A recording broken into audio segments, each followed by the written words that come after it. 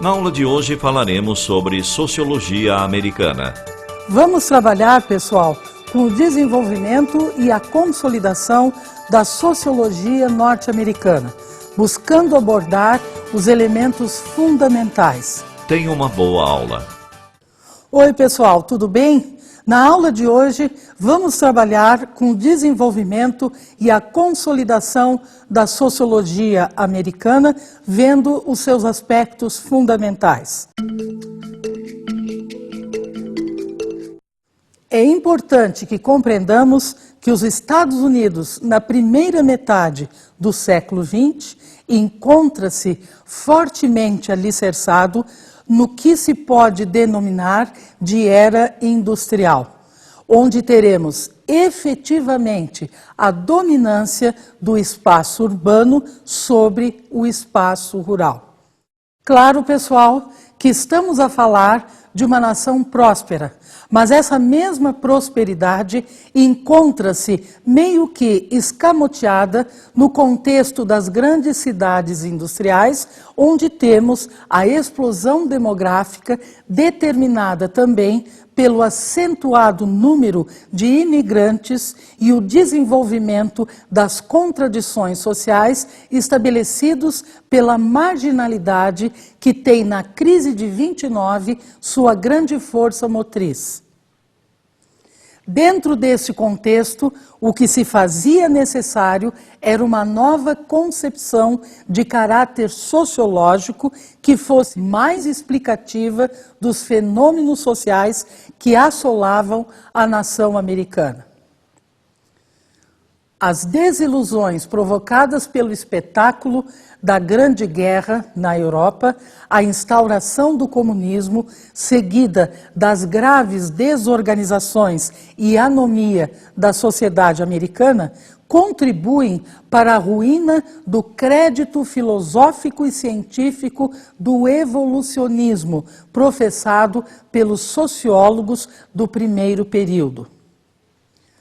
Os comportamentos humanos não aparecem mais tão racionais como se pensava, e o progresso moral da sociedade parece estar cada vez menos ligado, necessário ao saber.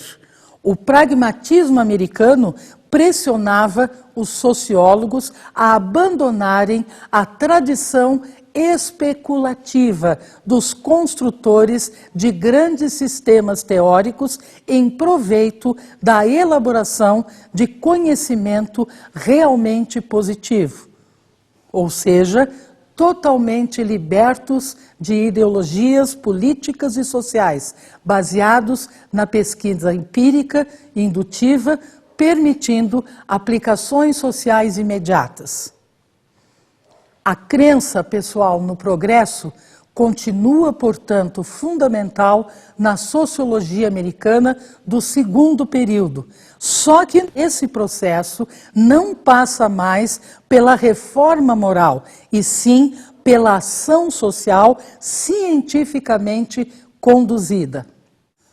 Vamos ver agora, pessoal, o que nos diz o nosso amigo, o seu Evaristo. Esse nosso amigo conhecido de todos os momentos de nossa disciplina. Vejam lá.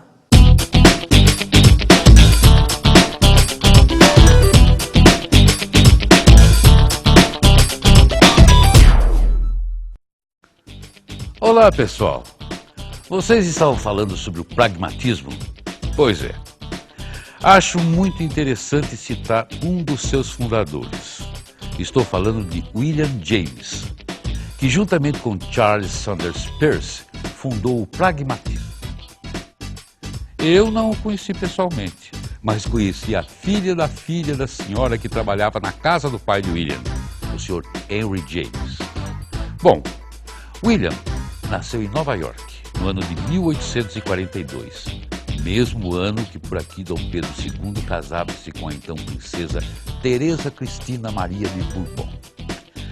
Os comentários da época eram de que era uma bela criança, que logo se tornou um filósofo e psicólogo.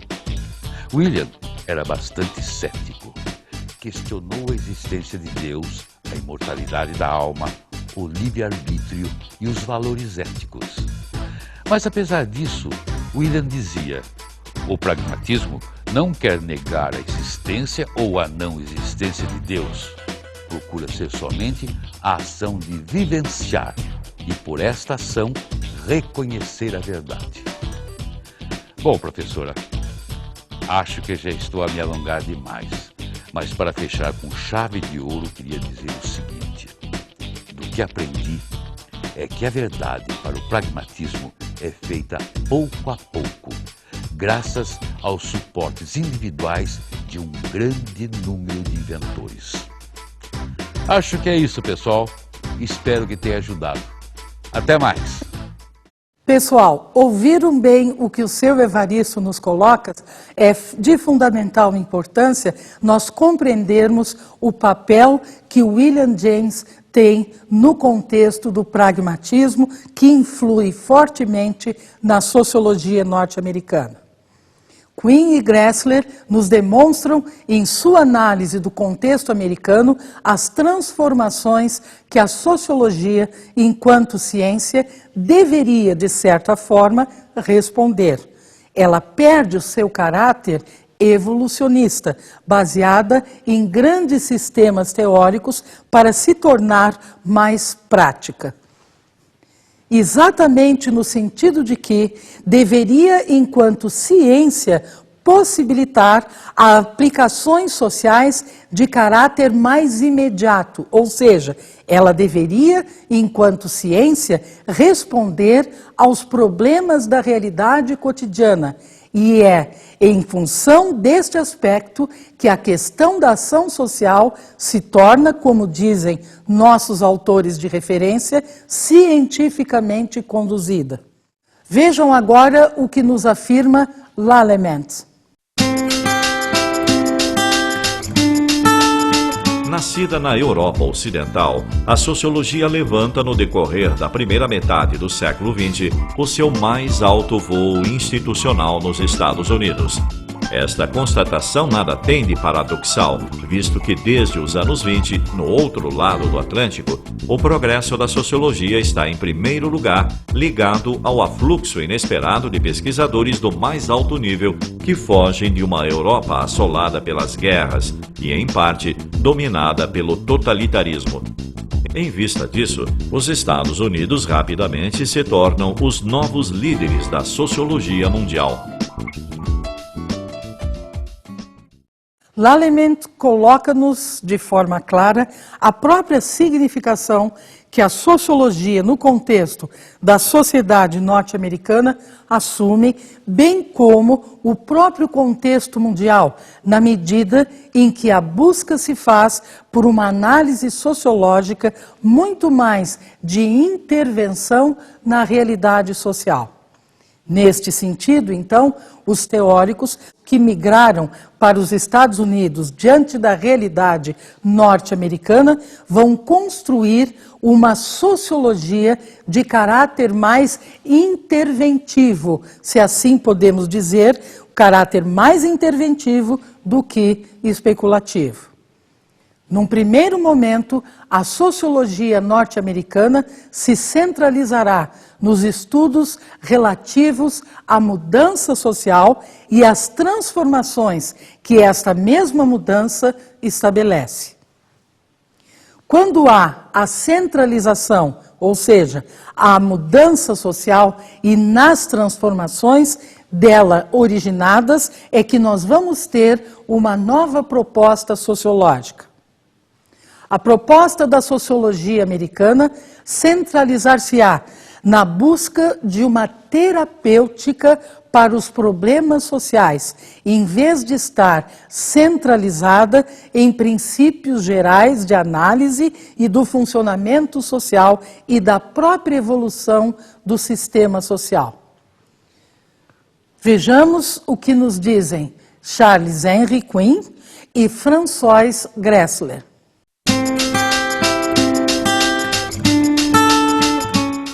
Durante o século a seguir, os sociólogos americanos colaboram muitas vezes estreitamente com o processo de estabelecimento de políticas sociais, de técnicas de avaliação e de intervenção, um conjunto de instrumentos que eles acreditam adequados a solucionar os problemas de uma sociedade e cujo uso contribui para legitimar, para além do estreito círculo de especialistas em ciências sociais, a legitimidade da empreitada sociológica.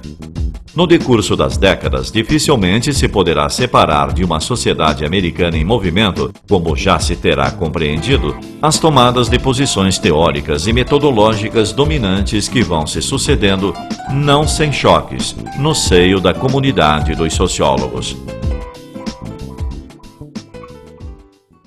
Pessoal, nós aqui devemos esclarecer um aspecto fundamental.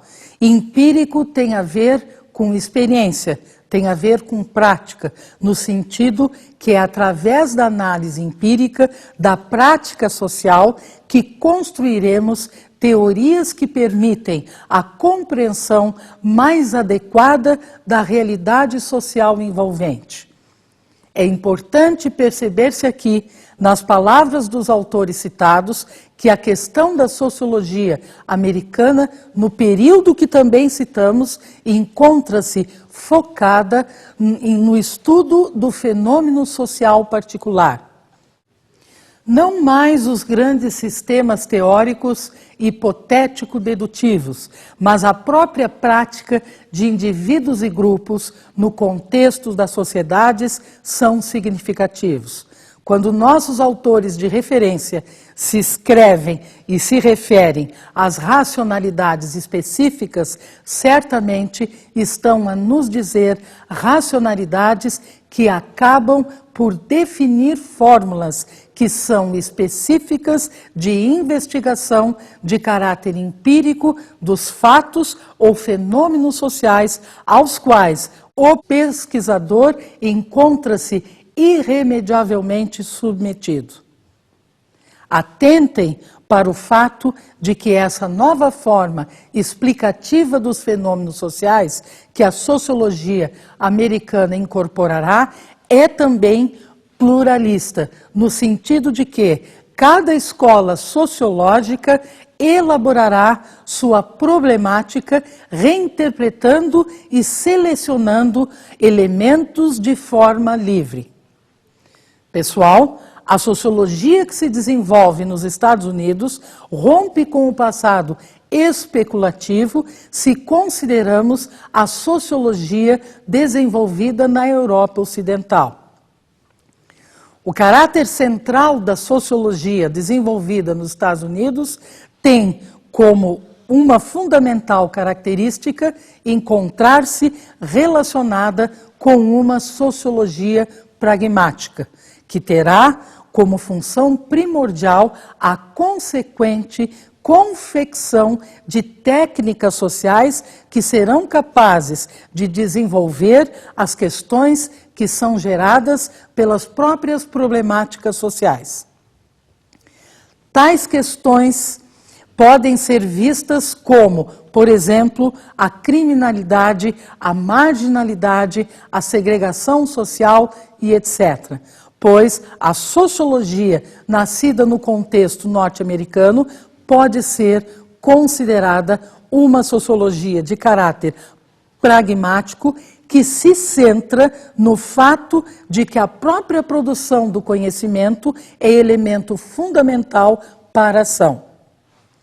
Então, os sociólogos americanos constituem-se nos primeiros sociólogos que consideraram significativo, no campo da análise sociológica, a consideração da realidade social vivenciada por indivíduos e grupos, enquanto força motriz do agir destes mesmos indivíduos e destes mesmos grupos.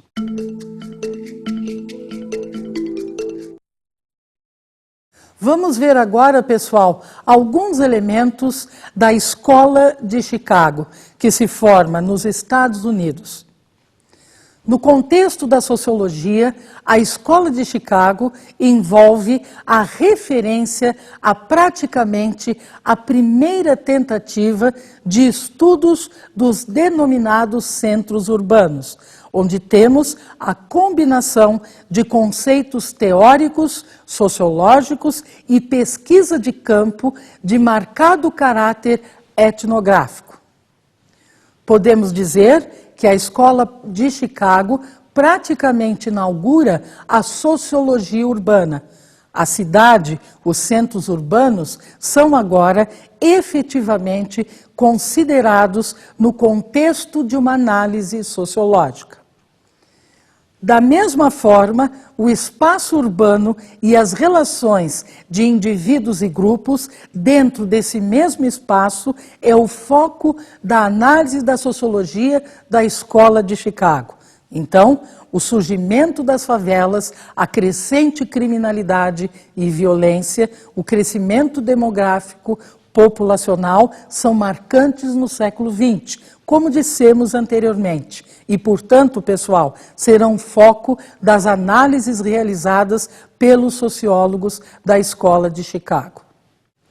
Charles Henry Quinn e François Gressler dizem o seguinte: a sociologia americana não só nasceu em Chicago, como também constitui ali a primeira escola de sua história, ainda que sua integração teórica possa parecer menor do que unidade empírica. Sua firme implantação numa grande cidade industrial, onde as últimas ondas de imigração multiplicaram os guetos que ameaçam graves problemas sociais, explica que ela tenha desenvolvido uma tradição sociológica urbana e, de um modo mais amplo, de pesquisa sobre as ações recíprocas dos indivíduos e de seu ambiente. A cidade é, de fato, considerada por esses sociólogos não apenas um laboratório privilegiado de análise da mudança social e dos fenômenos de desorganização e de reorganização morfológicas e culturais que ela gera, mas também como uma comunidade ecológica que reúne elementos heterogêneos em permanente interação. Pelo que nos dizem nossos autores de referência, podemos observar então que os elementos espaciais, sociais e culturais em constante interação no contexto urbano são o alvo dos sociólogos da Escola de Chicago. Efetivamente, considerando os aspectos mencionados, é através dessa própria escola que a sociologia, repetimos, perderá seu caráter especulativo, pois agora a comunidade e os indivíduos dentro dos contextos desta são significativos e foco essencial de análise. Num certo sentido, o que se torna importante nesta efetiva escola sociológica é a interação entre os meios urbanos e os comportamentos de indivíduos e grupos, os repertórios de ações individuais e coletivas que se estabelecem e a partir da sua relação com o meio.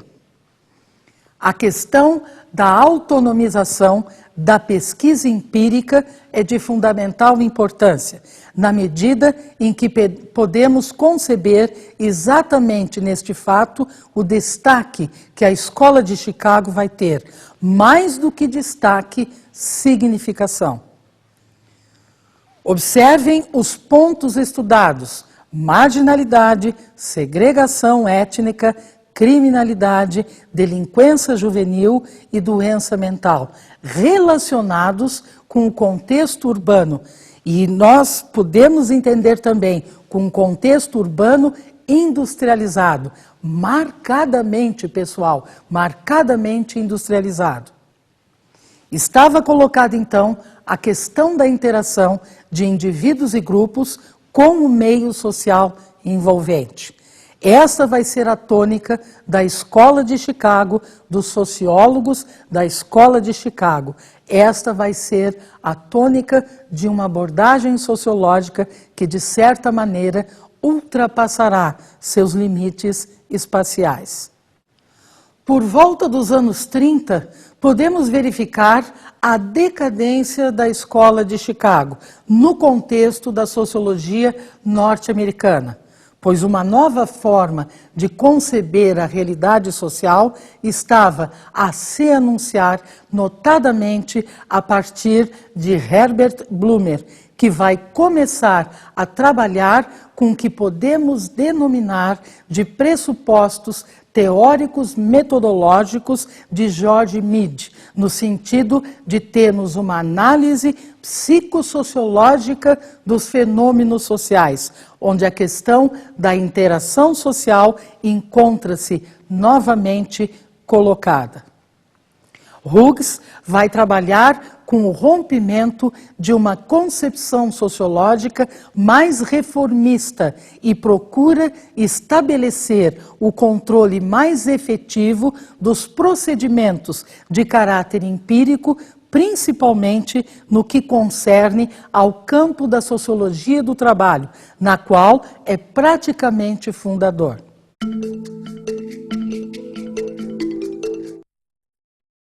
Temos então, pessoal, o surgimento da Escola de Colômbia.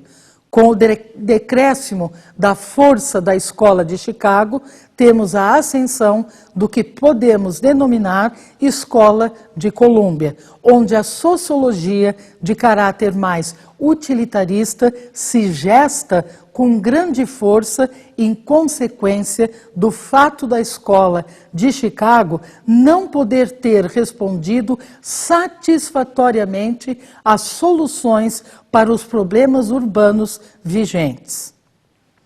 A Escola de Colômbia tem um caráter mais culturalista, ou seja, através dos estudos da comunidade, sua ênfase está justamente na cultura, melhor dizendo, nos determinantes culturais, crescendo então a legitimidade da Universidade de Colômbia no que concerne aos estudos socioantropológicos. Em Colômbia, a questão dos determinantes culturais, notadamente no âmbito de uma antropologia cultural, encontra-se presente. Podemos dizer que o principal mérito, ou seja, a principal contribuição da Escola de Colômbia encontra-se no fato de ter sublinhado a existência de classes sociais, ou até de verdadeiras castas, em particular, brancos e negros, e o próprio declínio da relativa igualdade das oportunidades. A partir de Werner, temos a definição de estrutura social em termos de uma hierarquia estratificada de status. Vamos ter a questão do prestígio colocada enquanto prevalecente sobre a riqueza, pelo fato de que uma classe social seria constituída por todos os indivíduos que declaram dela fazer parte e que têm o reconhecimento social como tal. A sociologia norte-americana será marcada por esta nova concepção. É uma nova forma de ver o social, trabalhando agora com elementos da estrutura com relação às questões culturais que se encontram presentes no contexto desta mesma estrutura. As primeiras pesquisas da Escola de Colômbia terão por base métodos que se tornarão cada vez mais quantitativos e complexos, buscando descrever a própria sociedade a partir dos elementos pertencentes à comunidade. É uma escola que vamos ter, então, a concepção de hierarquia estratificada de status, tendo no prestígio, pessoal, o principal elemento diferenciador de indivíduos e grupos no contexto da sociedade.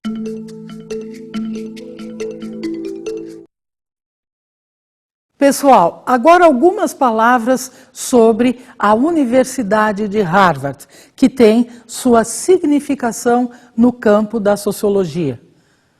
Em 1930, é criado na referida universidade o Departamento de Sociologia. Em Harvard, teremos praticamente o surgimento de uma sociologia industrial, se assim podemos nos referir. Olhem bem que em Harvard a preocupação encontra-se centrada no fato de inscrever-se a pesquisa empírica numa diversidade de quadros teóricos.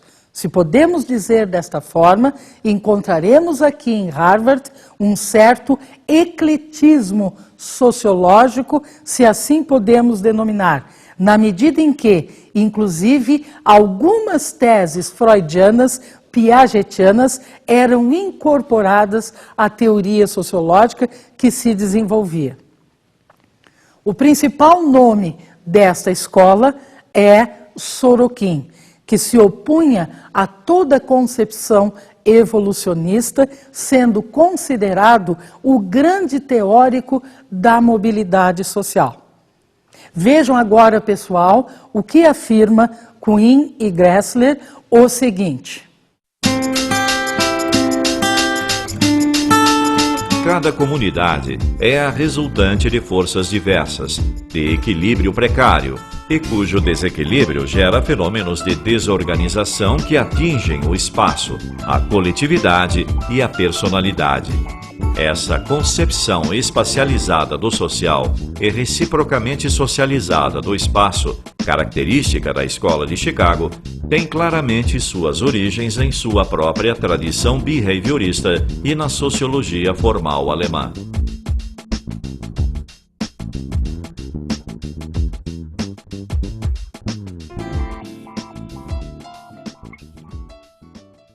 Nossos autores de referência nos permitem verificar aspectos específicos presentes na Escola Sociológica de Harvard, a partir de seu principal nome, Sorokin, onde encontramos o fato de que há um certo retorno em termos de análise dos teóricos clássicos da sociologia. Nela, encontramos uma reconciliação com os clássicos da sociologia e suas abordagens, principalmente com autores como Pareto, Weber e Durkheim, autores com os quais Sorokin dialogava em sua compreensão sociológica da realidade social por ele vivenciada. Vamos ver agora, pessoal, o nosso quadro Pensamento e Realidade.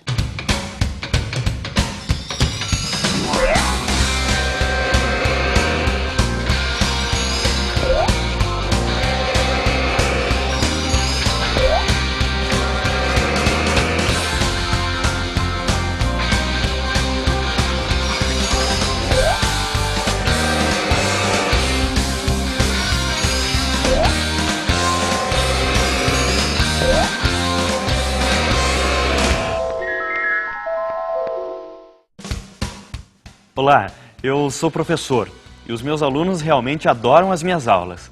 Eu descobri que fazer experiências, trazer a prática para a sala de aula, vale mais do que 1000 palavras. Professor bom é aquele que leva a prática ao aluno. Mas será que eu não poderia trabalhar com os alunos a prática e a teoria em conjunto? Será que eles também não precisam de um pouco de teoria? Será que realmente não seria melhor reunir as duas, para que os meus alunos tivessem um estudo mais completo? Pessoal, esta dúvida de nosso professor é uma constante em nossa realidade. Mas aqui cabe nós dizermos o seguinte: teoria e prática encontram-se em relação de interdependência. Não posso fazer teoria desconsiderando a questão da prática, como também não posso fazer a minha prática ou vivenciar a minha prática sem considerar a teoria. Eu não posso ver de forma polarizada a relação teoria e prática. Meu caro professor, esta seria uma solução ao seu dilema. Ponto final. Hoje trabalhamos fundamentalmente com as 3 principais escolas sociológicas norte-americanas e podemos verificar os caminhos que a sociologia toma no contexto da sociedade norte-americana, fundamentalmente uma sociologia que vai, aos moldes europeus também, recusar o evolucionismo e parte para uma atitude mais intervencionista no contexto da realidade social envolvente. A sociologia americana, repito para vocês, pessoal, é uma sociologia pragmática, centrada na experiência, centrada fundamentalmente no processo de interação entre o meio, o contexto e os repertórios de ações individuais e coletivas que se estabelecem.